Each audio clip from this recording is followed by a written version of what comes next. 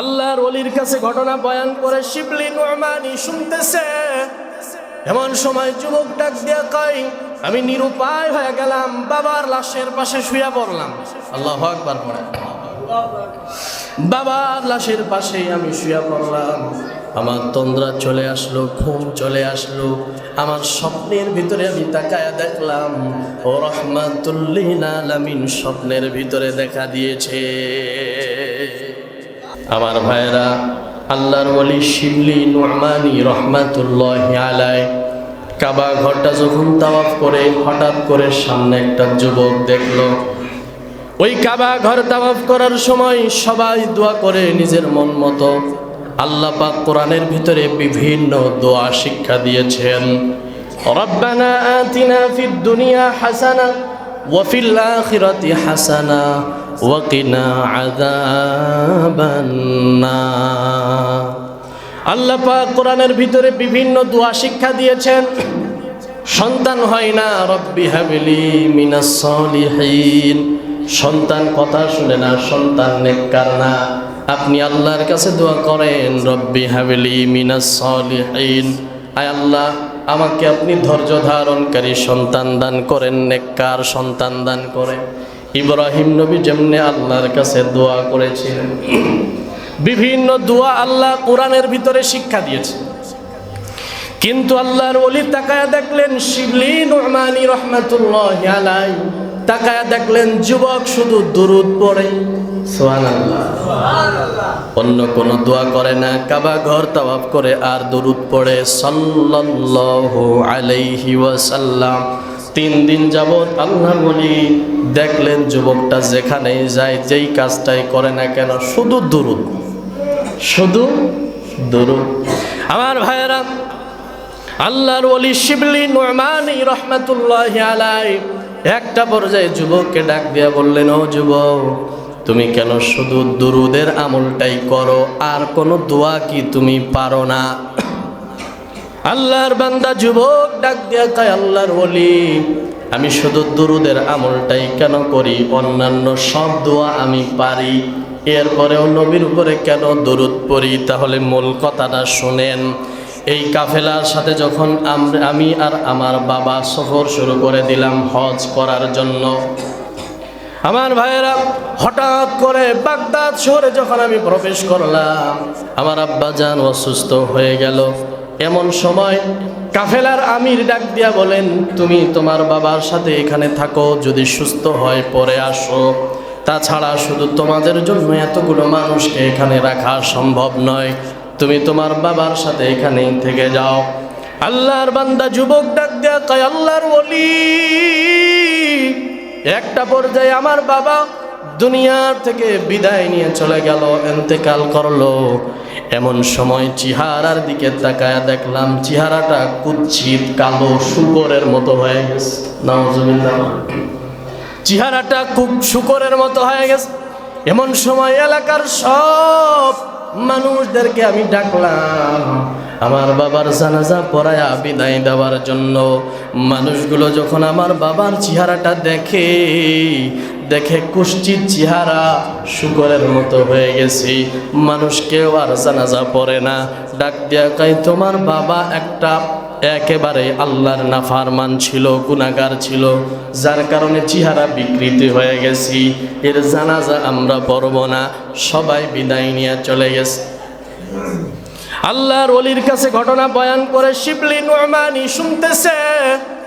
এমন সময় যুবক ডাক দিয়া কয়, আমি নিরুপায় হয়ে গেলাম, বাবার লাশের পাশে শুয়ে পড়লাম। আল্লাহু আকবার পড়ে। বাবার লাশের পাশে আমি শুয়ে পড়লাম। আমার তন্দ্রা চলে আসলো, ঘুম চলে আসলো। আমার স্বপ্নের ভিতরে আমি তাকায়া দেখলাম ও রাহমাতুল লিল আলামিন স্বপ্নের ভিতরে দেখা দিয়েছে। আমার ভাইরা, আল্লাহর নবী স্বপ্নের ভিতরে আসার পরে ডাক দিয়া কয়, যুবক ডাক দিয়া কয়, ইয়া রাসূলুল্লাহ, এই কঠিন মুসিবতের সময় আপনি কেন এখানে? মায়ার নবী রাহমাতুল লিল আলামিন ডাক দিয়া বলেন, এই আমার উম্মত, যুবক শোনো, তোমার এই বাবা প্রতিদিন 200 বার আমার উপরে দুরূদ পাঠ করত। আর আল্লাহ পাক রব্বুল আলামিন ফেরেশতা রেডি করে রাখছেন গোটা দুনিয়ার ভিতরে ভ্রমণ করে। যেই বান্দাটা নবীর উপরে দরুদ পড়ে, ওই দরুদটা তার নাম, ঠিকানা, কোন জায়গা থেকে দরুদ পাঠ করেছে সবগুলোর লিস্ট বানায়া আমি নবীর রওজায় ফেরেশতারা প্রতিদিন পৌঁছায়া দেয়। সুবহানাল্লাহ। প্রতিদিন তোমার বাবা 200 করে আমার উপরে দরুদ পাঠ করে, কিন্তু আজ পাঠ করে নাই। ফেরেশতাদেরকে জিজ্ঞাসা করলাম, ও ফেরেশতারা, অমুক বান্দা কেন আজকে দরুদ পাঠ করে নাই? ফেরেশতারা ডাক দিয়া বলেন, ও নবী আমার, বড় মুসিবত, আপনার ওই উম্মতটা দুনিয়ার থেকে বিদায় নিয়ে চলে গেছি। বিদায় নেওয়ার পর ওই বান্দাটা একেবারেই চেহারাটা বিকৃতি হয়ে শুকরের মতো হয়ে গেছি। বড় মুসিবত। মায়ার নবী রহমাতুল লিল আলামিন স্বপ্নের ভিতরে এই কারণে যুবকের সাথে দেখা করে, ওই বান্দার চেহারার ভিতরে মায়ার নবী রহমাতুল লিল আলামিন একটু হাত বুলাইয়া দিলেন।